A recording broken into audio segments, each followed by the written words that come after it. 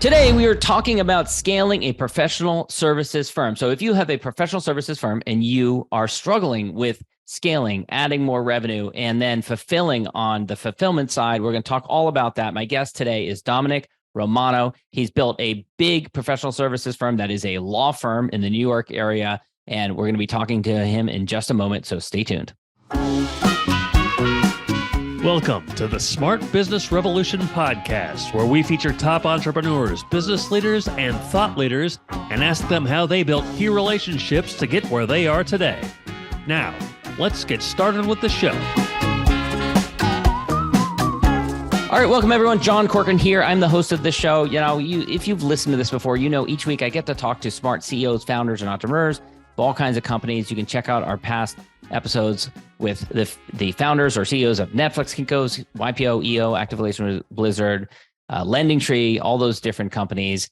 And, I also am a recovering attorney. I practiced law for a bunch of years. And so I also really like talking to entrepreneurial lawyers. Yes, I know that sounds like it doesn't make any sense whatsoever, an oxymoron. That's because it is. It's rare that you find an entrepreneurial lawyer. And that's why they're so interesting, because they understand the law and they also understand how to be an entrepreneur, which are two very different things.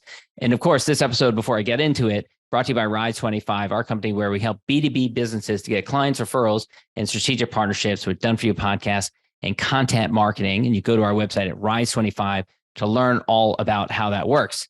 All right, Domenic, such a pleasure to have you here today. And first, let me tell our guests a little bit about you, because you're an accomplished corporate lawyer, entertainment attorney, you have expertise in business, media, and sports law. You've held a number of different positions and you've done a lot of media. You've been on NBC, CBS, CNN, CNBC, Fox Business, Bloomberg TV, you name it, all those different places. You founded Romano Law about 2003 in the New York area. Now you have offices in South Florida and in California, around the country.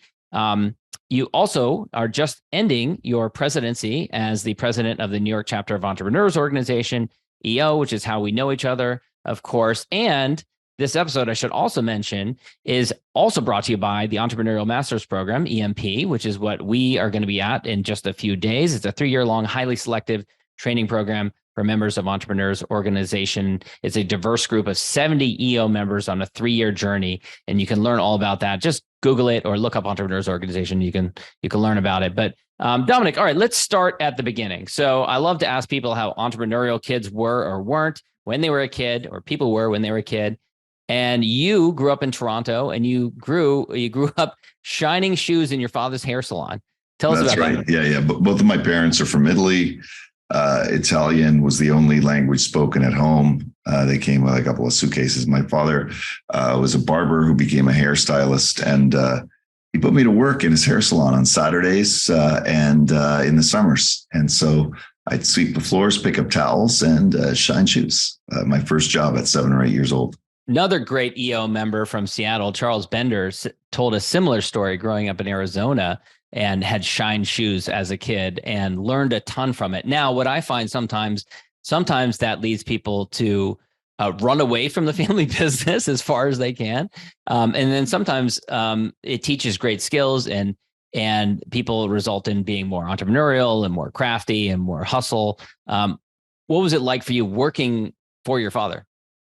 It was great. I loved spending time with my dad. He was almost always in a good mood. He had good stories, but he kind of pushed me away from, or dissuaded me from cutting hair. He said, "You don't want to be at a job where you have to stand on your feet all day for hours and hours." That's hard. Instead, I ended up at a standing desk. Right. But I know that about Charles. We have something in common. I'll have to ask him about it next time I see him. Yeah. No, it's a really cool story too. You'll have to ask him.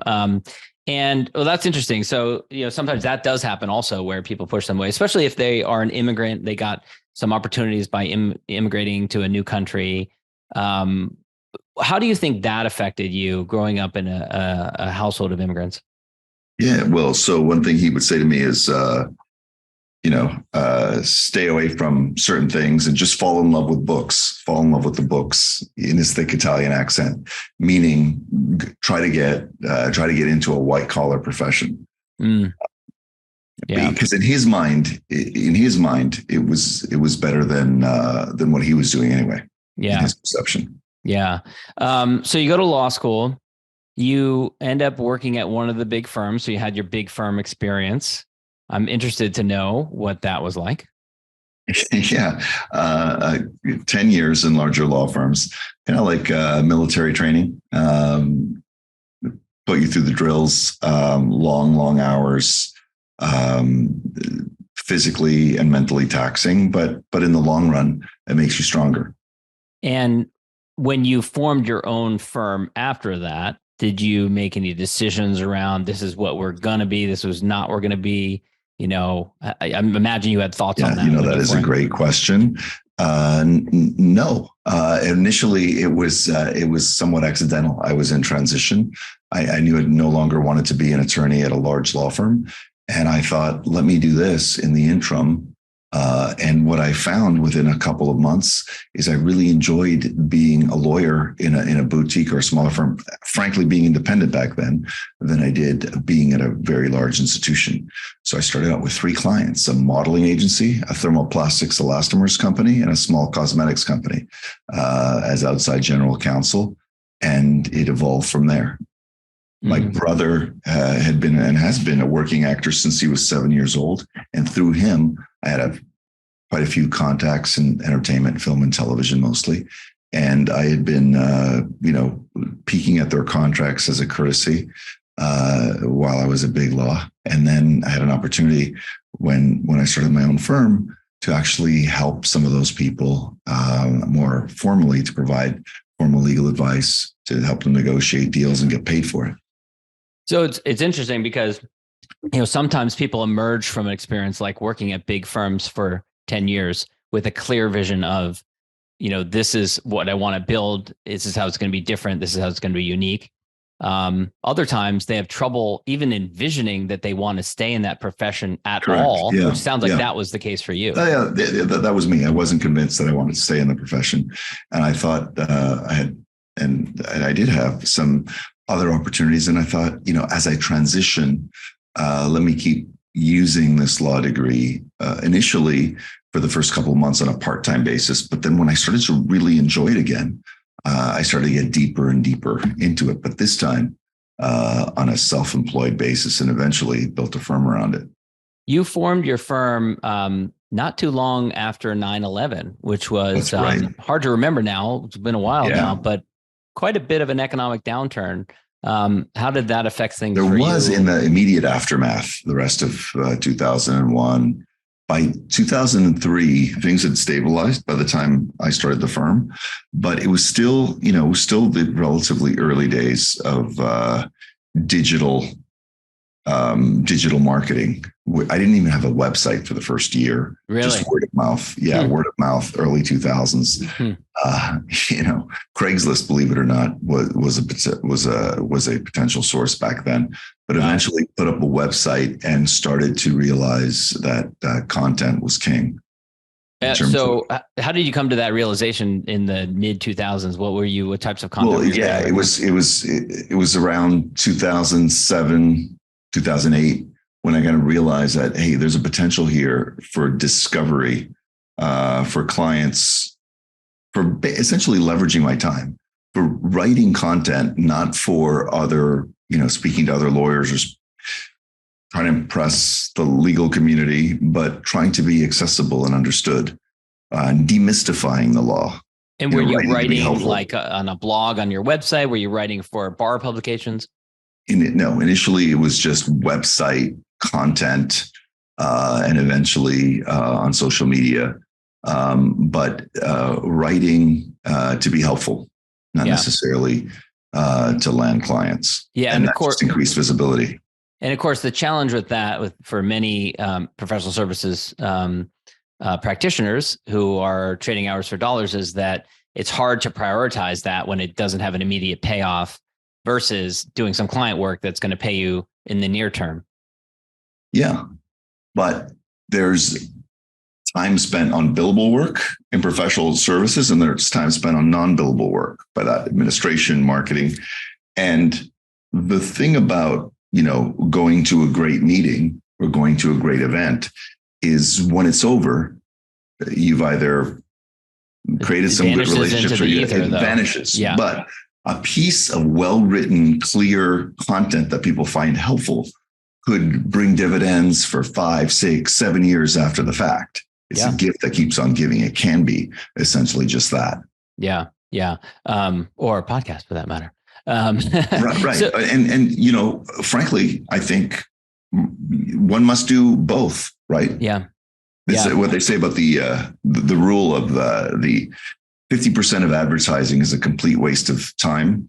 The question is which half, right, and the answer is never the same from one year to the other. So podcasts, digital content, attending events, speaking events, going to that lunch, going for drinks. You just never know. And I imagine for you, it might have started with that written content, but eventually moved into more multimedia, as is the case now with audio, video, all that kind of stuff. Yes, but the written content is still very important, and taking time to speak to reporters. Being quoted in the Wall Street Journal, Forbes, the New York Times, Time Magazine, The Independent, all that stuff. It makes a difference. I'm amazed that so many professionals don't take the time to make themselves available if they have a comment, if they have something to say. Yeah, it does require some hustle though too, right? Because if there's a report, you need to know the rhythm. You need to know if a reporter needs a quote, if they're on deadline, you got to be prompt, you got to be articulate. How did you learn all that stuff, or was it trial and error? It's watching other people who've done it successfully and just asking them, "Hey, wow, I noticed this takes up a lot of time. Does it pay off?" And hearing, cumulatively, absolutely, it does. Mm-hmm. Yeah. One criminal lawyer told me that a judge would certain judges would stop him or at break would say, "Hey, I saw you on CNN last night. That was, I like what you said about that." Completely unrelated to the case, but right. Gaining visibility. Yeah. It's a bit of fame. For the right reasons can be helpful. Yeah. I experienced a bit of that too. My father growing up was a TV news reporter. So he's on TV 5 nights a week. And it's just interesting to see the reactions of people, like particularly people out in public that recognized him, a quote unquote celebrity, minor celebrity, and kind of the way that people interact with you. I have a question. So like, for example, one of the media appearances was on CNN talking about the Alec Baldwin shooting situation, the tragic situation on a film set. How did you ensure when you do these media appearances, because you probably start getting these invitations for all kinds of different topics? Yeah, and you don't have a lot of time to prepare usually. Right. So the lawyer, the person, and that's why so many attorneys say no. Oh, yeah. I've booked up. Well, making some time, maybe moving things around in your calendar and making it a priority. So how do you ensure that you are going to be able to respond in a meaningful way and answer the questions that they ask you? Preparation. So putting maybe rescheduling, putting time aside and getting up to speed on what the story is and, what the angle is that might not be obvious to the ordinary viewer and avoiding legalese, like legalese available upon request. Like, what does this mean in a way that like someone sitting at home somewhere can understand why it's relevant? Or why this person's not likely to go to jail over what happened. That is really challenging, I will say. A high school classmate of mine, Lisa Rubin, now has been commenting on a lot of the different litigation against former President Trump, and she's been following this stuff. I follow her on social media, and she follows it so closely. I mean, you really have to read every brief. She's in the courtroom much of the time to answer these questions. You have to be versed on it, frontwards, backwards, just like you're going to go before a judge. Yes, but a judge is going to want legal citations, is going to want to understand the legal underpinnings. Where I find if you're giving a quote to a magazine, a newspaper, or if you're on the air, I find that Einstein quote very helpful. If you can't explain something simply, you don't understand it well enough. If you can't explain something simply, you don't understand it well enough. And just getting to an understanding to the point where you can explain it in a way that's digestible, that's worth investing some time in. What were some of so it sounds like media has been a success for you in terms of that publicity. What were some of the challenges in the early years of growing the firm, hiring, scaling up, that sort of thing? What were some of the challenges you experienced? Yeah, so I thought that we should focus on initially, and this is Entrepreneurs Organization perspective that changed for me, that it was all about growing a professional services firm was all about finding and retaining larger clients, bigger clients, better clients, and through the journey came to discover that that's important, but that's secondary. The more important thing is finding and retaining great talent, what I call A players. And I came up with a kind of a point of view, and I call it ABH, always be hiring that A player. Because you and I know A players don't come around every day, let alone every week, every month, sometimes not every year in different categories, right? So when you see an A player, in my view, you try to A player. No one ever lost money hiring an A player, especially, in a reasonable arrangement, right? And so the focus on talent first, not just on the legal, but also on the back office. And then that allows professionals more time and me more time to focus on the bigger picture. Yeah. Talk about March of 2020. Of course, COVID hits. Hits in New York first. You're in New York. Yeah. What was going through your brain in those early days in mid-March of 2020?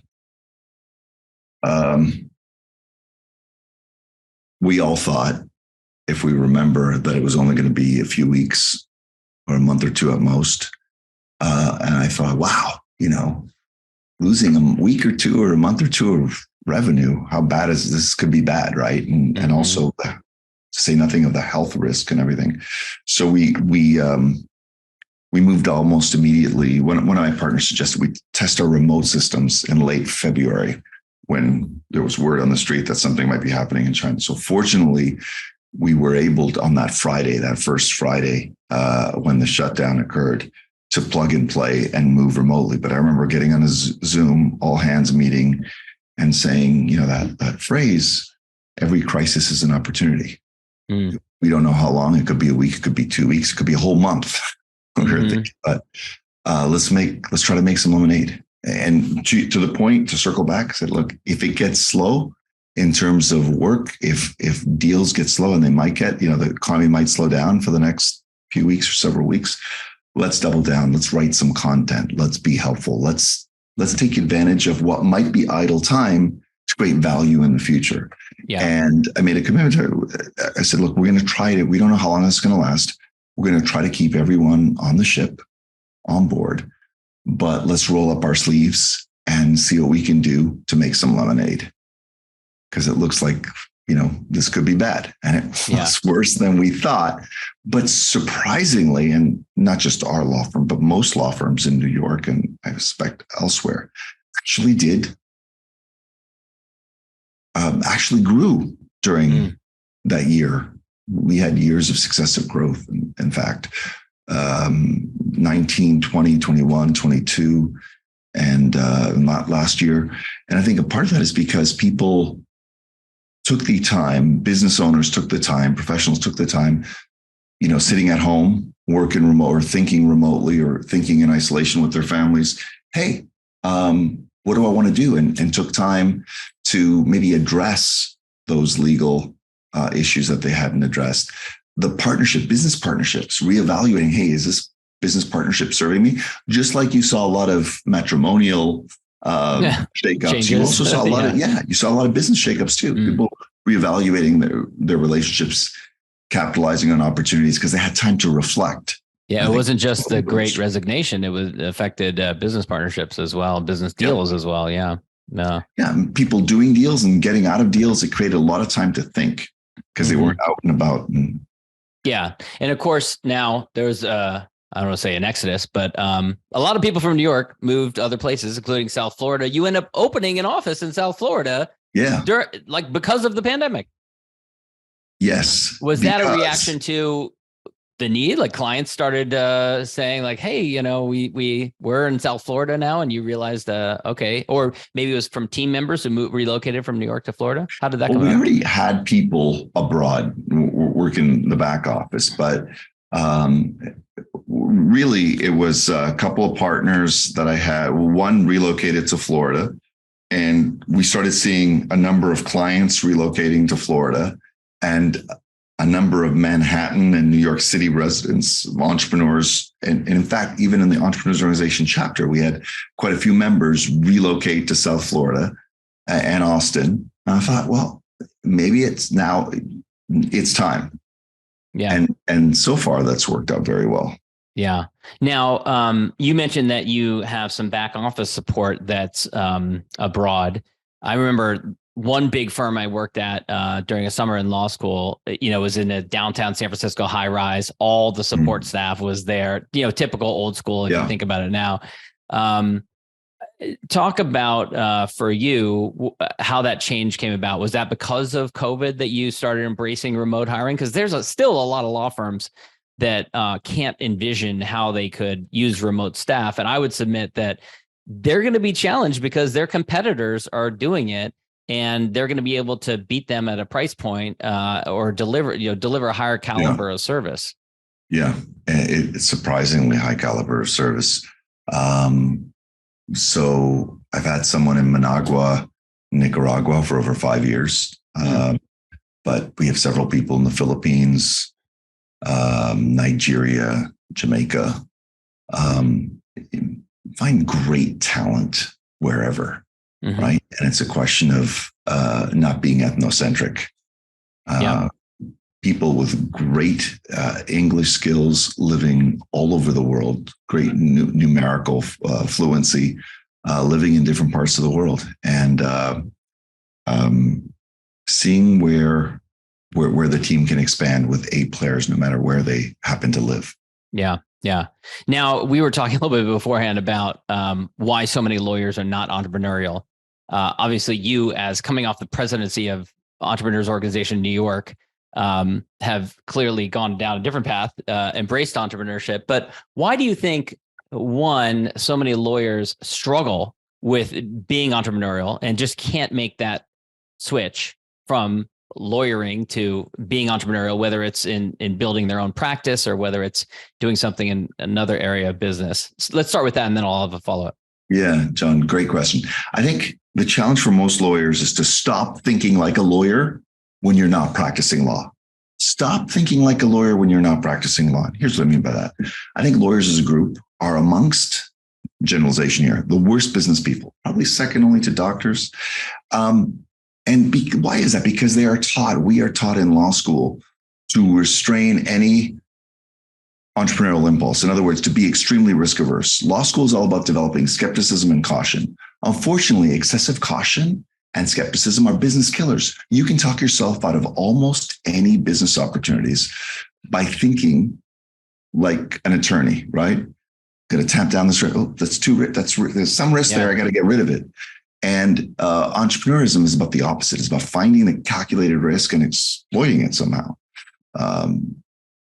making something of that, in a smart way. Without excessive exposure. I often say you pay a lawyer to dream up nightmare scenarios, to assume that nothing's going to be rosy, to assume that everything's going to go wrong. And so when it comes to entrepreneurship, it's a tightrope walk a lot of the time, And by the way, John, I really avoid practicing law that way. I like to tell clients what the risks are, but never say you should not do that. Look, if you do that, here's what can happen.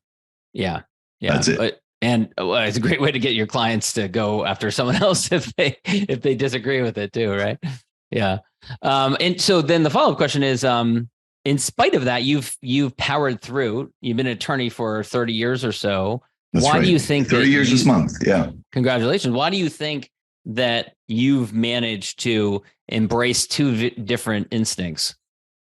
I really enjoy the client counseling, the business counseling, professional legal counseling part of the law, helping clients navigate through challenges, right? That makes me feel, frankly, satisfied. It gives me a sense of satisfaction, right? Helping a client navigate a maze of potential legal opportunity or risk.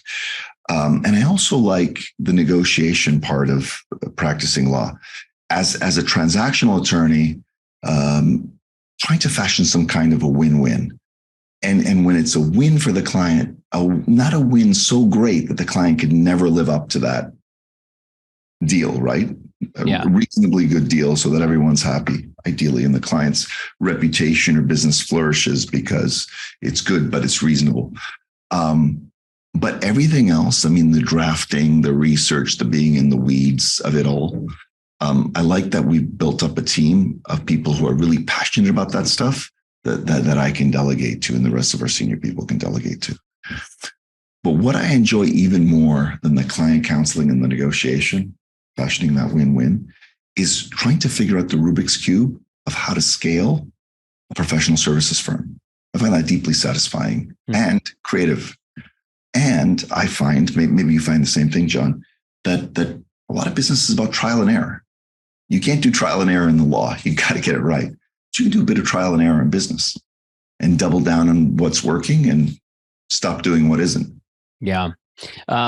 So as we record this, we're recording this heading into summer of 2023.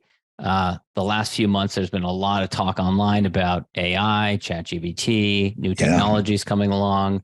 What are your thoughts on the impact of technology on the profession? Yeah, another good question. A lot of the Luddites are saying, they're pointing to that situation a couple of weeks ago. New York Times had that lawyer that cited all those hallucinated cases. Oh, this is why we shouldn't use AI. We should never use AI. I think the opposite. I think, use AI or die. It's coming. It's coming and it's going to be a giant tsunami. I mean, a wave that most law firms and most lawyers have no idea what's going to hit them.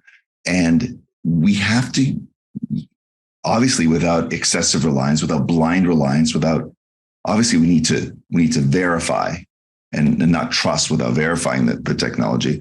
But I think it would be the equivalent of being in the mid-90s and saying, this internet thing, there could be false information over there, so we shouldn't use it. Yeah.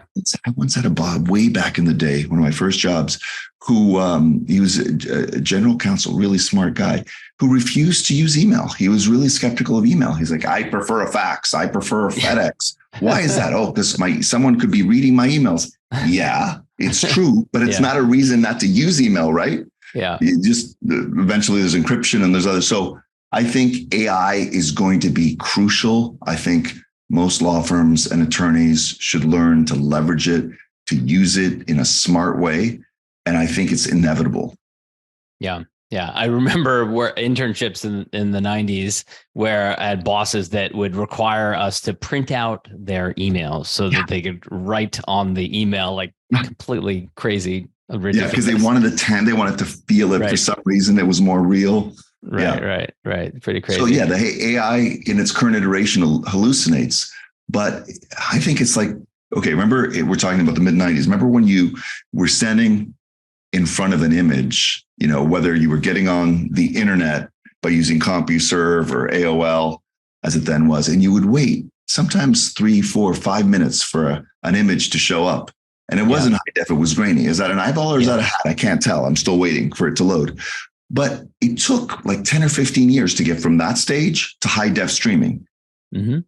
But with AI, it could be 2 or 3 years. We go from this relatively unreliable hallucination to perhaps the right answer every single time. Yeah. It might not be long. And leveraging those tools for law firms and lawyers will be very helpful. One of the publications said, of the top 10 jobs most likely to be eliminated by AI, I think paralegal came in at number 3. Mm-hmm. Well, yeah, I definitely think it's going to affect things, for sure. Well, so I want to wrap things up. This has been great, Domenic. I love hearing your story. But I want to wrap things up with the question that I enjoy asking, which is my gratitude question. I'm a big fan of gratitude, especially expressing gratitude to those who've helped you along your way in your journey. So if you look at your peers, contemporaries, maybe mentors, others in your industry, however you want to define that, maybe others through your world of EO, who would you want to shout out? Who do you respect and admire, and someone you would want to just give them acknowledgement publicly for helping you? Yeah,